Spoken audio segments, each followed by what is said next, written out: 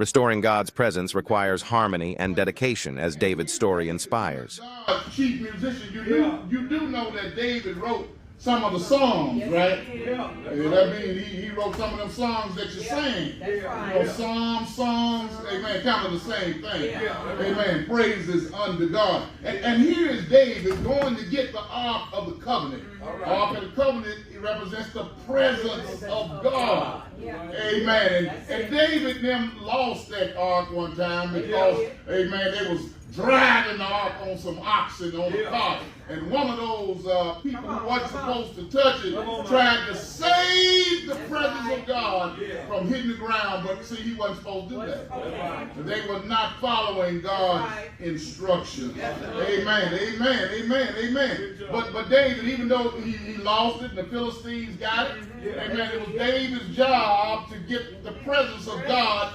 back into its proper place. I'm almost through. He had to get the presence of God back into its proper place. And how do you know? You know what? He's going to use the musicians and the singing to put the presence of God back in its proper place.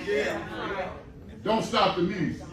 Let the music play. And here's David, amen. Amen. God told David, when you see the mulberry tree moving and making some noise, you'll know it's time to go down and make your attack. Amen.